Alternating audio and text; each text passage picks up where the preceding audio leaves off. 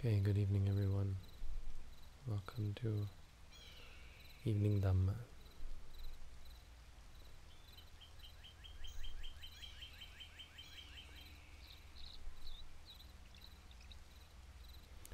Tonight we're looking at purification of view. And this is the first of the purifications relating to wisdom.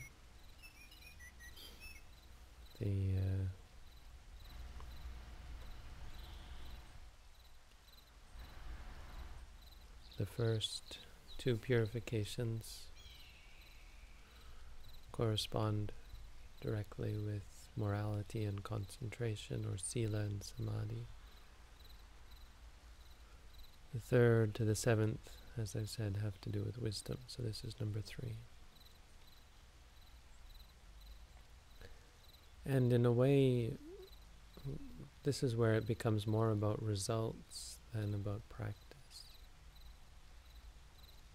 Because it's hard to really say that you're practicing wisdom, you're training in wisdom. It is described that way. In fact, to some extent you wouldn't, to some extent you don't even practice concentration as a result. But the point is, really what you're practicing is mindfulness throughout the path. When you cultivate ethics, it's really about being mindful. True ethical behavior, morality, proper behavior in speech on the path comes from being mindful. It doesn't come from saying, I'm not going to do this, I'm not going to do that. That is, of course, temporary. I mean, it is a form of morality, but it's only makeshift. It doesn't actually set the mind in the right state to cultivate concentration. But when you're mindful, morality, your ethical behavior, the behavior that results from mindfulness, leads to focus, to samadhi. And when you're focused in the right way, and you continue to be mindful with a focused sort of mindfulness, then wisdom arises. And so when we talk about right view or purification of view, we're not exactly talking about views. I mean, we're certainly considering the danger of beliefs and views, especially the views of self and identity. But the purification of view is much more about a purification of the way we look at the world. So view in a sense of literally how we view reality. Our ordinary way of viewing reality is based on concepts of people, places, things. And so if I tell you people and places and things don't exist, it seems absurd. And in fact, it is rather meaningless to say something like that. Because in order to say that something exists or doesn't exist, you have to ask in what sense. Right? In what sense do I not exist? Do you not exist? Obviously, clearly, in some sense, people, places, and things do exist. And so to some extent it appears somewhat arbitrary, which way of looking at the world you choose. Obviously, if you choose to look at the world from a phenomenological point of view, based on experiences, well, you're never going to experience a person, a place, or a thing. Someone asked me this morning, I think, or it was one of you who asked me recently, does the brain exist?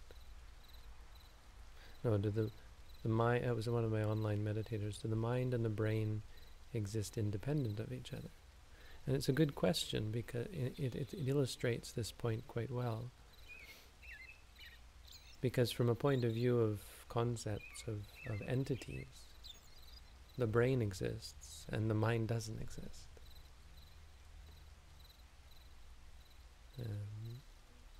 Because you look around and you don't find the mind, right? The mind isn't a physical thing that you can identify. There it is, right? The mind isn't anywhere. It doesn't take up space. The mind is not like this table or this rug or a person, which is why we get into this, based on this sort of view, we get into the idea of a person being made up of the brain, and so the mind is just the brain, because we don't have any way of thinking about the mind apart from the brain. It's completely based on the way we look at the world, our view. Contrary, from the point of view of from the phenomenological point of view, the mind exists, clearly. The mind is how phenomena are experienced. And the brain doesn't exist. Because suppose you see a brain, well, that's just seeing. And based on the seeing, there's the conceiving brain. It's just a conceiving.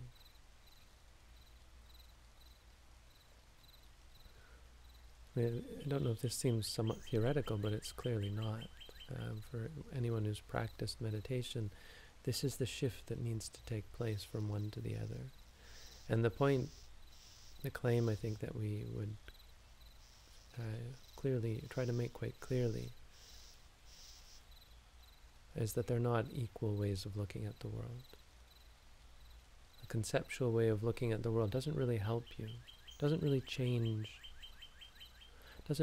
the way you are. When we talk about experience and wisdom in an ordinary sense, not in a Buddhist or meditative sense, it's a very hard thing for us to grasp because we're mostly not cultivating wisdom. The wisdom has nothing to do with concepts. It can't have anything to do with concepts. And you can take a microscope and look at how the brain works, and I can tell you all about how the addiction cycle in the brain works. I don't know too much about it, but I have asked people about it, and their scientists could tell you so much about how addiction works. They can be very clear about it, how the addiction cycle works in the brain, but be completely powerless to free themselves from addiction, let alone anyone else. And so they offer all these medications, psychoactive drugs that appear to change the makeup of the brain and therefore somehow cure the problem, but of course they don't come close to curing the problem.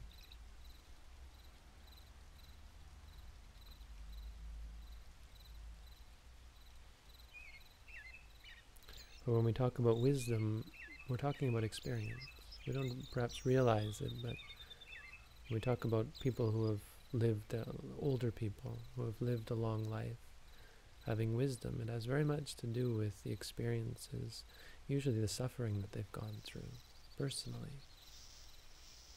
Their personal experiences of reality, how they've lived through addiction, how they've lived through suffering, how they lived through difficulty.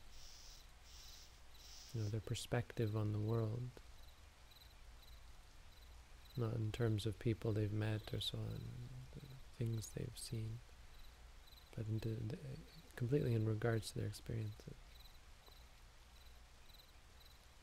And so it's absolutely essential, if we're to gain true wisdom, that we take up an intensive form of this experience-based learning. And by learning, we mean learning wisdom, not learning intelligence. What are you learning? You're learning the content of your learning is wisdom. The content is not intelligent. You're not trying to gain intelligence. And these are just words, but they're kind of important. Because by intelligence we would of course mean information. Like I'm giving you information right now. I can't give you enlightenment. I can't give you wisdom. So wisdom is a useful word to separate away, and this is where wisdom really resides. This is how we distinguish wisdom from intelligence. Wisdom is what you gain through experience. So this is what you begin to acquire through the meditation practice. And it's the one thing about wisdom wisdom that I think confounds people is they think of it as something deep, abstruse, far away, something enigmatic, elusive. But in fact, wisdom is when you know that the stomach is rising. My teacher used to say this, knowing the stomach is rising, when you know the stomach is falling, that's wisdom.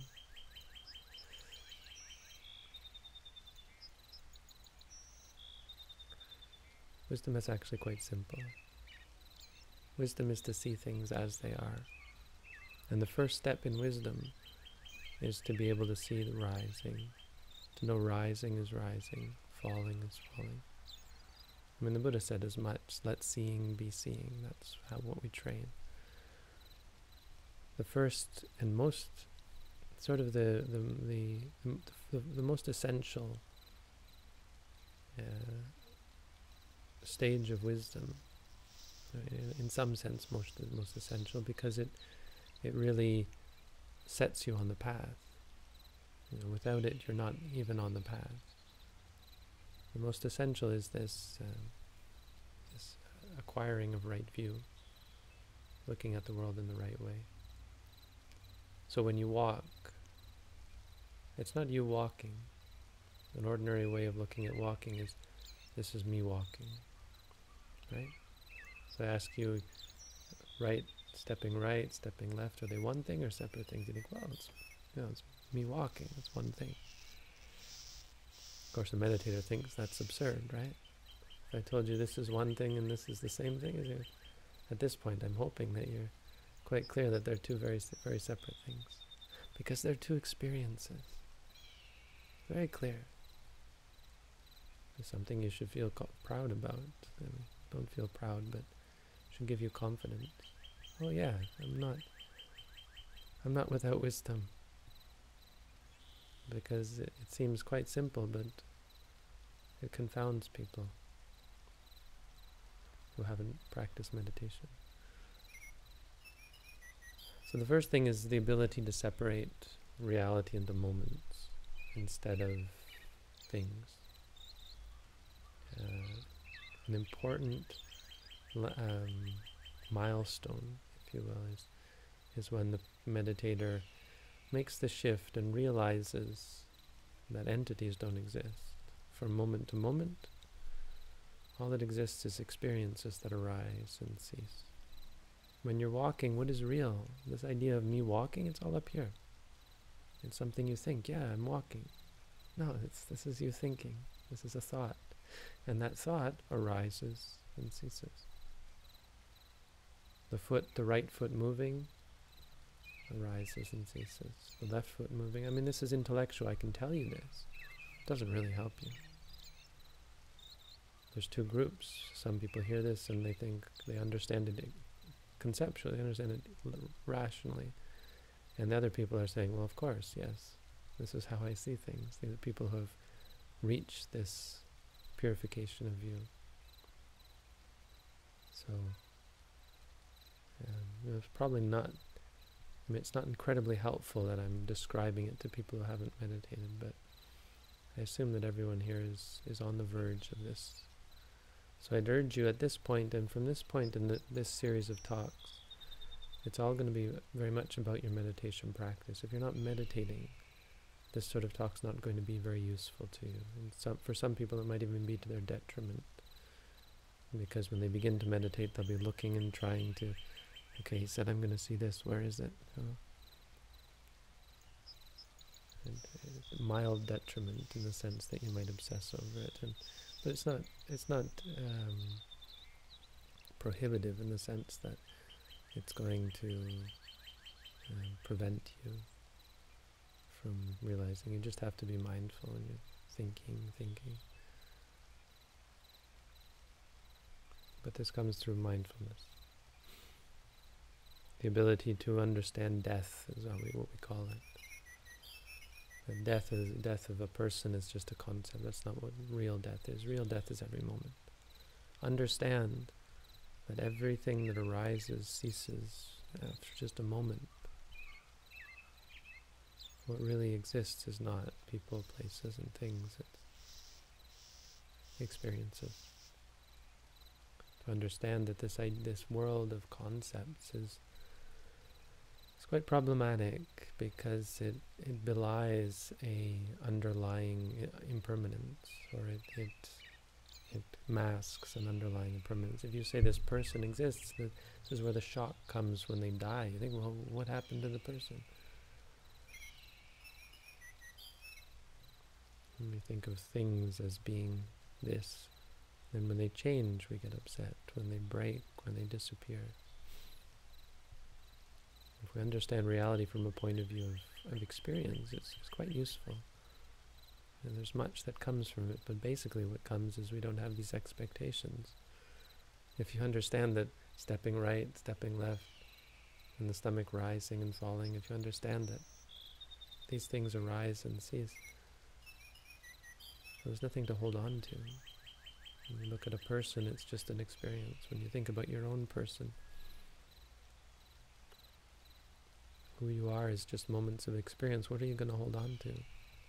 What will you cling to? And when you stop clinging, of course, well, this is the chain reaction of stages of wisdom that come. And the second thing about purification of view is the ability to distinguish body and mind. So the first part is a distinguishing body from body and mind from mind, meaning moments of physical experience from the next moment. Born, die, and the mental the same. When you know that the right foot is moving, that knowledge arises and ceases as well. When you know the left foot is moving, that knowledge arises and ceases. So this is a rising and ceasing moment, the discreteness of phenomena. But the second one is the ability to distinguish physical and mental. And it's a bit of a mind game to think, well, is the physical different from the mental? That's not really so important. Although for a meditator it should be conceptually quite clear to say, yes, the mind is obviously something quite different from the body, or the physical aspect of experience is quite different from the mental aspect. But the real point is simply to be able to say that's all there is. What is reality made of? Really these two things. There's physical aspects, clearly. I mean, when I walk, there's the feelings of pressure and hot and cold and hard and soft. But there's also clearly the awareness of it, right? My foot can move and my mind's somewhere else. I'm thinking about something else entirely. So clearly they're two distinct and individual entities. If the mind doesn't go to the foot, there's no experience of walking, right? So and by that you think, well, if my mind is somewhere else, am I not walking? It's like if a tree falls in the forest and no one's there to hear, does it really make a sound? And what that tells us is that, yes, the physical, in some sense, exists independent of the mental, because clearly if my mind is distracted, well, my foot is still moving, right? It's not like reality goes on pause because the mind isn't focused on it. If you're driving down the street and you get distracted, it doesn't mean the car stops. The physical reality continues.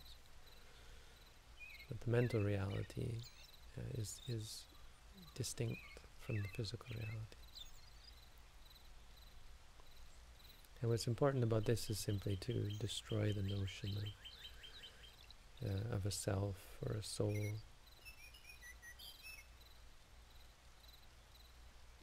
or a God, or anything of that sort. And this is what I mean. This is where it really impacts our views, changes our views. People can't exist.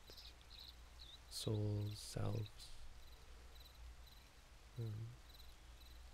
To understand that all of these things exist really only on a conceptual level.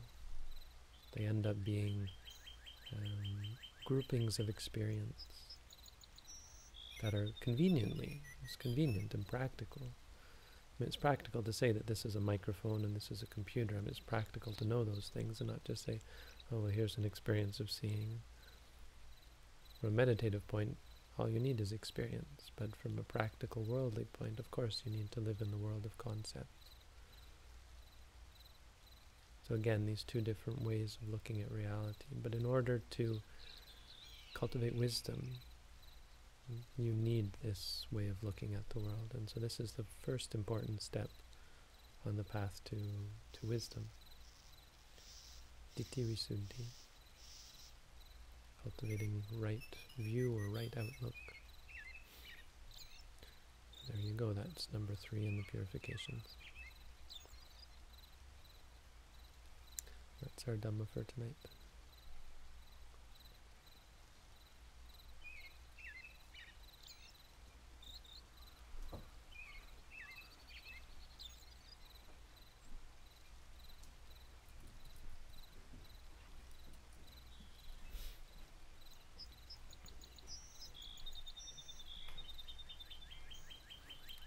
Look at some questions now.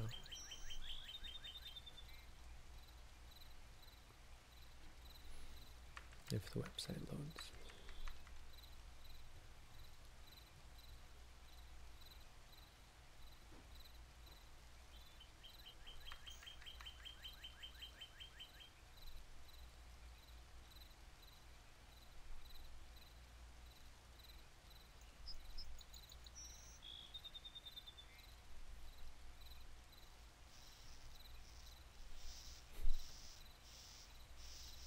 Alright, the website's not loading, so that's an excuse not to answer questions. That's all for tonight. Thank you all for tuning in.